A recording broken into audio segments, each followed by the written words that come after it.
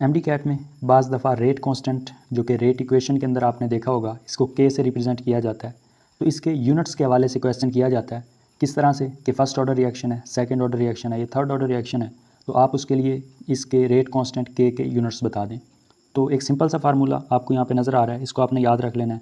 तो आप इजीली कोई भी ऑर्डर ऑफ रिएक्शन आपको गिवन हो तो आप उसके के यूनिट्स, रेट कांस्टेंट के यूनिट्स बता सकते हैं। याद आपने क्या रखना है, यहाँ पे आपको नज़र आ रहा है मोल पर डेसीमीटर क्यूब और इसकी पावर के अंदर 1 - n और आगे पर सेकंड।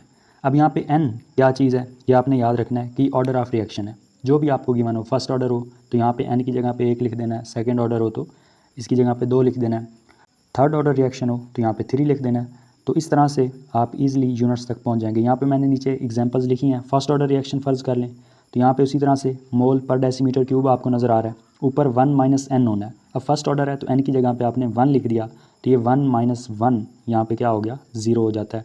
आगे पर सेकंड है तो अब ये तो पूरा फैक्टर ब्रैकेट के ऊपर आपको 0 नज़र आ रहा है। तो आपको पता है कि जब भी किसी चीज़ की पावर के अंदर 0 आता है तो वो सारा फैक्टर 1 के इक्वल हो जाता है। तो ये सारे का सारा जो है ये 1 हो गया और आगे पर सेकंड बच गया। तो फर्स्ट ऑर्डर के केस में रेट कांस्टेंट के यूनिट्स क्या होते हैं, पर सेकंड। इस तरह सेकंड ऑर्डर को देखें तो उसी तरह से मोल पर डेसीमीटर क्यूब लिख दिया, ऊपर 1 - n की जगह पे आपने सेकंड ऑर्डर है तो 2 लिख दिया और आगे उसी तरह से पर सेकंड आपको नज़र आ गया। तो अब 1 - 2 जो आपने ब्रैकेट के ऊपर लिखा पावर के अंदर, इसका क्या मतलब होता है, 1 - 2 -1 के इक्वल होगा। तो इसको आपने ब्रैकेट के ऊपर लिख दिया, पर सेकंड इस तरह से आ गया।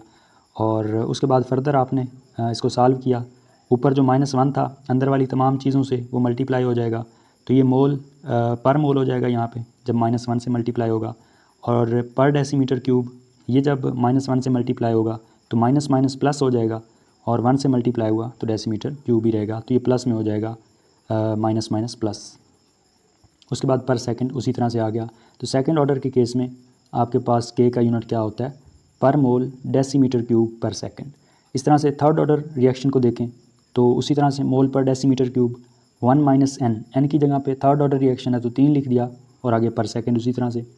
तो अब इस सारे की पावर के अंदर क्या आएगा, 1 - 3 का क्या मतलब होता है, -2 इसकी पावर में है। तो अब -2 को आप अंदर वाली तमाम चीज़ों से मल्टीप्लाई करेंगे तो उसके नतीजे में आपको क्या आंसर मिलेगा, पर मोल स्क्वायर हो जाएगा। और पर डेसीमीटर क्यूब जब -2 से मल्टीप्लाई होगा तो एक तो माइनस माइनस प्लस हो जाएगा और दूसरा 3 × 2 6, डेसीमीटर के ऊपर पावर 6 आ जाएगी और पर सेकंड उसी तरह से आ गया। तो थर्ड ऑर्डर के रिएक्शन के केस में के का यूनिट ये वाले होंगे। तो इस तरह से कोई भी ऑर्डर ऑफ रिएक्शन आपको गिवन हो तो आपने 1 - n की जगह पे उसका ऑर्डर लिखना है, ऑर्डर ऑफ रिएक्शन, और बाकी आपने उसको सॉल्व करके के यूनिट, रेट कांस्टेंट के यूनिट्स फाइंड आउट कर लेने हैं।